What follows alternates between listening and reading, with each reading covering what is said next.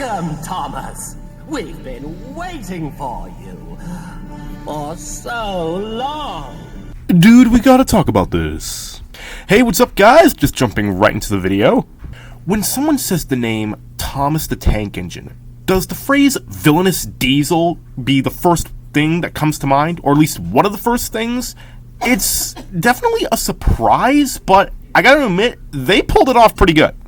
And no evil Diesel seems more iconic or villainous than Diesel 10. Now, first off, I have like a whole bunch of segments for this video, like covering the real-life model of Diesel 10, talking about why I love the character, the possibility of him appearing in a live-action Thomas & Friends movie, but the number one thing that I want to start off with is the backstory of Diesel 10, because I gotta admit, when it comes to all of the characters in the Thomas & Friends franchise, Diesel 10's backstory is the most confusing, I have to say, but I want to dive into theories that I have that could potentially make it understandable. So, let's start off by diving into some of our first clues as to Diesel 10's backstory. As we all well know of, the first time we've ever seen Diesel 10 is all the way back in 2000 in the iconic movie Thomas and the Magic Railroad. But when he first appears, there's a strange line that has some people's heads scratching. Get out of my way! I have unfinished business here! I want to finish it fast! The Diesel 10's back! Right there, when people saw this originally in the movie theaters, they must have been like, wait, what? He's back? What did we miss? He's been here on the island of Sodor a first time? And what did he do to make the engine so afraid of him? That leads us to our next clue, in which Thomas gives a brief description on Diesel 10. Yes, 10 out of 10 for devious deeds and brutal strength. The blast from the past, who hates steam engine. Now, of course, when it comes to hating steam engines, when it comes to the island of Sodor diesels, they don't really need, that far of an explanation. Because, as we all know of, most diesels see themselves as superior to steam engines and want to take over in a, dieselization movement, as so did appear in the real world. Well, sort of. But our next clue comes in, again, the same movie, where Burnett Stone is talking to Patch about Lady's first encounter with this diesel. Long ago, I made a mistake as Lady's caretaker. An evil diesel found Lady and threatened to destroy her. He chased her, used up all her coal. He made her go too fast, and then he crashed her. This explains why the other engines are so afraid of Diesel 10, because he is the first diesel to actually intentionally derail a steam engine. So, henceforth, that poses him as a significant threat to the other steam engines. And of course, as we all know of, in the Magic Railroad, he desires to scrap all of them. So, yeah, this dude is, pretty legit. So Top of the Hat would have most likely sent Diesel 10 away, and then, as we all know of, he comes back in the Magic Railroad. Whether or not he came back on Sir Topham Hatt's Accords, I don't actually know, but I'm assuming that, yeah, he did come back on Sir Topham Hatt's Accords, because he needed him for a different movie that we'll get to later. Some people say that Diesel 10 may have heard about Lady, or maybe even just somehow managed to run into him, into her, my bad, in his first visit to the island of Sodor. And if he did hear about Lady, probably from Mr. Conductor's family, or from Sir Topham Hatt himself. So, other than that, we get the Magic Railroad. But here's where things really start to get interesting. And this theory comes from a YouTube short. I don't know exactly who did it. I can't remember the name, but this is based off of his theory on what happened after the events of the Magic Railroad. When we last see Diesel 10 in the Magic Railroad, he falls off the viaduct and into a garbage barge. So that leads me to my theory. Sir Topham Hatt finds Diesel 10, most likely at the waste dump, and, of course, criticizes him for chasing Thomas and Lady, as well should be.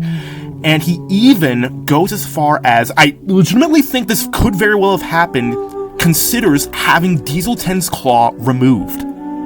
But Diesel 10 would hate parting ways with his beloved Pinchy. And of course, the fall off the viaduct may have actually even scared him, and he promises to never chase a steam engine again, in which we never see him actually do so in the real Thomas and Friends series. So, as he always does with his Diesels, Sir Topham Hatt is willing to give Diesel 10 one last chance and gives him limited access to the island as the Sodor maintenance track train, clearing scrap and debris from the tracks. And secretly, Diesel 10 likes this job. There was no one to bother him, he was by himself, and he actually found his favorite job. And furthermore, a use for his claw. We then get Calling All Engines, where he appears seemingly out of nowhere, but we then get a much different side of Diesel 10. The side that I really love to see. A redemption story arc. I mean, bro, come on, is that the face of a bad guy? I mean, look how happy he is! Of course, after Diesel 10's good deeds, he most likely sends Diesel 10 to the Vickerstown Diesel Works. But as we know of course, at that time, the Diesel Works was, well, not exactly in full function, if you know what I mean. And, as we all well know of, Diesel 10 did say that he and some of the other Diesels asked Sir Topham Hatt multiple times for a new Diesel Works. We have. But Sir Topham Hatt doesn't listen to Diesels. He only listens to Steamies. Of course, as we all know of, Sir Topham Hatt wasn't really ignoring the Diesels. He was a busy man running a railway and probably also at the same time finding the cost for the materials to repair the Diesel Works and or the engines to collect them. Of course, Diesel 10 didn't know this and thought that all of his acts of good deeds went to nothing, and he made his triumphant return to being the villain. And henceforth, we see him again in Day of the Diesels. Now, I know what you guys are thinking. Sure, he likes Shadow and Bowser. Of course he would like someone like Diesel 10. But I mean, it's just like, when it comes to Diesel 10's character in general, I just love the guy because, you gotta admit, he's that kind of a guy that you just needs a friend. He's all alone, he's, like the villain, he's the big bad, and he's always seen as this, like really scary guy. Plus, I mean, dude, he's got a claw. How stinking sick is that? Little me was always, obsessed with Diesel 10 and the claw. I just thought it was so cool. The guy is just awesome to me. I don't know what it is. I mean, most of it is the claw, but it's just like, definitely one of my favorite characters from the Thomas and Friends series. And believe it or not, but the guy actually does have quite the fandom. So, my favorite appearance that Diesel 10 has ever been in general, probably has to be Day of the Diesels. I mean, I know a lot of people said that it was crap, mostly because of one of the scenes in the movie when Diesel 10 is cowering away from Sir Topham Hatt. But again, I reference to my theory that Sir Topham Hatt could have very well considered to have Diesel 10's claw removed. And we even see in the scene that Diesel 10's claw is cowering back as if to reference that. I mean, it makes sense. To me, Diesel 10 is not a heavy metal monster. He's just someone misunderstood who's trying to find his purpose and identity. And again, like the hit entertainment era, Thomas and Friends, like back when I was a kid, that was my life. But I've been saying it all along, like Diesel 10 having his claw removed. What if that actually happened? What would Diesel 10 even look like? Would it be weird? Yes, but we need to see it anyway. I give you the real-life Diesel 10, the BR Class 42, and this guy was actually created for a very interesting reason. British Rail saw that Germany was making hydraulic diesels, like some kind of like hydraulic transmission or something like that, something that would, I don't know, maybe make it, like, move better, easily around points or curves or something like that, and they wanted to make their own. Henceforth, the creation of the Class 42.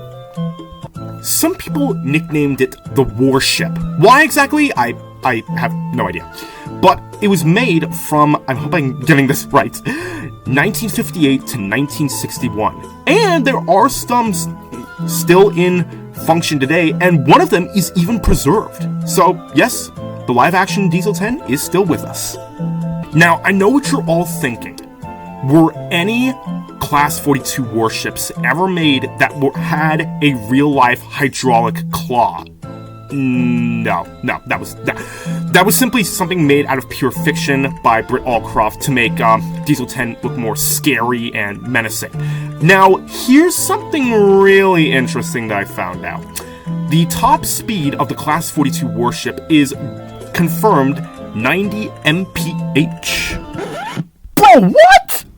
This means that the Thomas and Friends characters in the chase in the Magic Railroad had to be going exceedingly fast. I mean, just what the heck? I mean, because the dude can go 90 miles per hour. For, like, a tank engine? That's physically impossible, but not for Magic Engine and Thomas, I guess. Okay. But now on to the really cool stuff I wanted to talk about. It is still small chance, possible for Mark Foster to make a live-action Thomas and Friends film. And if they do incorporate Diesel 10 in the movie, that would just be so sick. I doubt that they would, but I mean, if they do, that would be sick. But, who could be the voice actor for Diesel 10? I know what you guys are all saying, but I have two possible choices, just in case. Plus, I just really wanted to share my own opinion. This is my own opinion, so please. My first pick for, well, it's actually my lesser pick, but it's what I'm starting off with, for a live-action Diesel 10 voice is the legendary voice actor Jim Cummings. And one of his roles is the notorious villain of the Mickey Mouse universe, Pete. And, okay, here's my number one reasoning behind picking Jim Cummings. Hear me out, guys. I just think when it comes to Pete, a person like Jim Cummings could really pull Diesel 10 off, especially if they go with the Magic Railroad Diesel 10, because he actually reminds me a lot of Pete. He's villainous, he's cunning, but he also does have a goofier side. But one of the main reasons I chose Jim Cummings is because here's Diesel 10's laugh. And here's Pete's laugh. The two, especially in maniacal laughter, sound very similar. I'm in such a good mood. For instance, say if this were to be some kind of a Magic Railroad project, that Diesel 10 has a plan and is sharing it to Splatter and Dodge on how to find Lady and the other steam engines.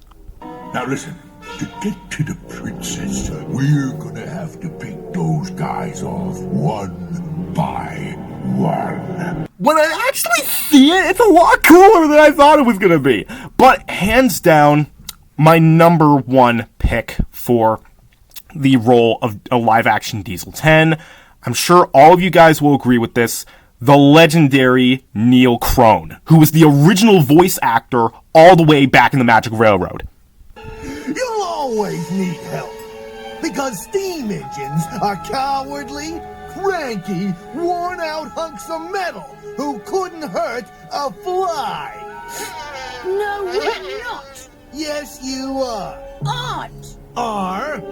Now, I've come back to find a lost steam engine. What? I'm gonna destroy her and dominate you, and then you'll be nothing but useless scrap. Right, Itchy? Big bully. Stinker. Now, a lot of people love that version of Diesel 10 and would do anything to have him back. Personally, I'm more of a Day of the Diesels guy. Like I said, another one of the reasons is just because we get an even balance between the villainous side of Diesel 10 and the good guy side. Now, I just love seeing the good guy side of Diesel 10 just because, I mean, he's one of my favorite characters, so I want him to be a good guy. So there you have it. There is a Diesel 10 breakdown. And thank you to the Night Train Productions Instrumental Maniac SA music, and the second best engine for the musical pieces that you heard in this video. They are not composed or directed or organized by me. They were organized by the following people. So, go Diesel 10 good guy, I guess. And make sure to like, share, subscribe, all those amazing things. And you guys are amazing. Thank you for sticking around and watching these things. I'm just glad that I can provide a little bit of entertainment for everyone. And respect for all you guys out there. Peace out. I'll see you in the next one.